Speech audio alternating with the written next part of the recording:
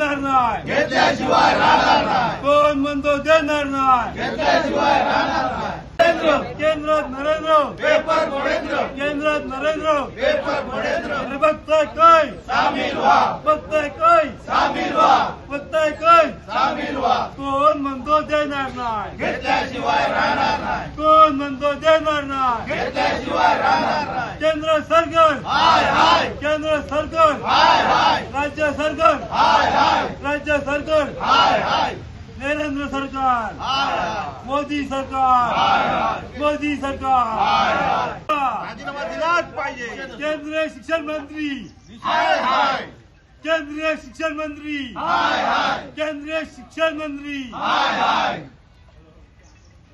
अरे मोदी सरकार, हाय हाय, मोदी सरकार, मोदी सरकार, हाय हाय। मागणीसाठी वामसिंग यांनी आंदोलन सुरू केलं होतं, मात्र मोदी सरकारने त्यांना सुद्धा साधी भेट सुद्धा दिली आणि त्यांना उचलून घेऊन गेले। कसं बघताय सगळ्या घटनांकडे? आज हे जे आंदोलन आम्ही केलेलं आहे हा मुळात त्याचाच एक भाग आहे। आज 20 जुलै रोजी दिल्लीत संपूर्ण विद्यार्थी संसदेवर जाणार आहेत मोर्चाने।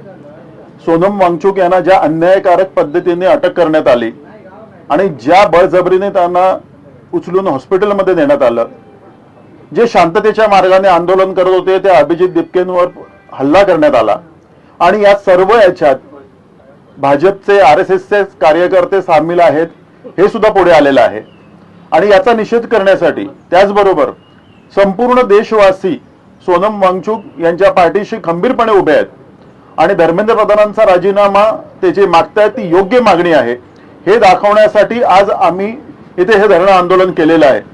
त्याचबरोबर इथे आम्हाला अजून एक मुद्दा सांगायचा आहे की कालच एवढे प्रकरण नीटचे पेपर फुटलेले आहेत, CETचे सर्व काही पेपर फुटीवरून देशात एवढा मोठा गदारोळ माजू नये। काल परीक्षा झाल्यानंतर जो निकाल बाहेर आला त्याच्यात सुद्धा महाराष्ट्रात आतापर्यंत तरी 5 ते 6 प्रकरणं अशी उघडकीला आलेली आहेत की प्रत्यक्षात त्या विद्यार्थ्यांना मार्क जास्ती मिळालेले आहेत आणि रेकॉर्डवर कमी आलेले आहेत। म्हणजे एवढं होऊनही आजही शिक्षण मंत्र्यांनी धर्मेंद्र प्रधान यांनी संपूर्ण देशाची शिक्षण व्यवस्था खिळखिळी करून टाकलेली आहे आणि कुठेतरी सर्वसामान्य जनतेची मुलं, नागरिकांची मुलं याच्यात होरपळून निघत आहेत। या सर्वांना पाठिंबा देण्यासाठी आज आम्ही हे धरणं आंदोलन केलेलं आहे। आमचा सोनम वांगचुक यांच्या आंदोलनाला त्यांच्या पाठीशी आम्ही खंबीरपणे उभे आहोत हे दाखवण्यासाठी आज हे प्रतिकात्मक धरणे आंदोलन आम्ही इथे सुरू केलेलं आहे। यापूर्वी अण्णा हजारेंनी सुद्धा जंतर मंतर आंदोलन केलं होतं, मात्र त्यावेळेला दखल घेतली गेली होती। ह्या वेळेला मात्र केंद्र सरकारचा कोणी प्रतिनिधी त्यांना भेट सुद्धा दिली नाही आणि दाबण्याचा प्रयत्न झाल्याचं बोललं जाते। कसं बघताय सगळ्या घटनांना? याचं कारण असं आहे की अण्णा हजारे हे मुळात RSSचेच कार्यकर्ते आहेत आणि अण्णा हजारे यांचं जे आंदोलन होतं ते भाजप पुरस्कृत आंदोलन होतं हे सर्वसामान्य लोकांना नंतर कळून चुकलेलं आहे। केवळ त्यावेळची काँग्रेसची सत्ता उलटवून टाकायची म्हणून अण्णा हजारेंच्या खांद्यावर बंदूक ठेवून भाजपच्या तत्कालीन नेत्यांनी ते सर्व आंदोलन घडवून आणलेलं होतं।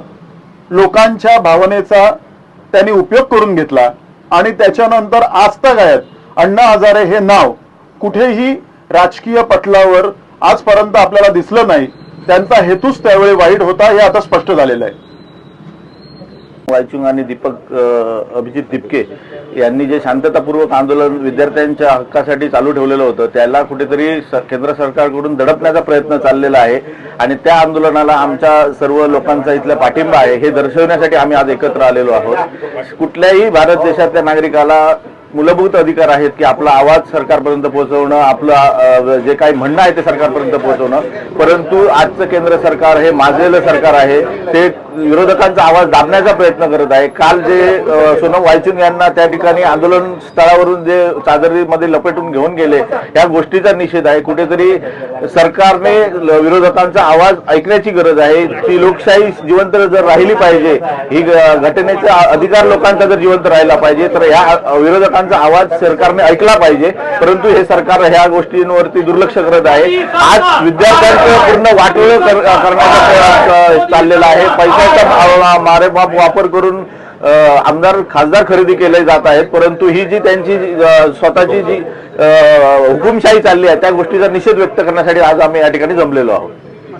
असे आमचे दररोजचे नवनवीन व्हिडिओ पाहण्यासाठी आमचा लोकसंवाद लाईव्ह यूट्यूब चॅनल लाईक आणि सबस्क्राईब करा.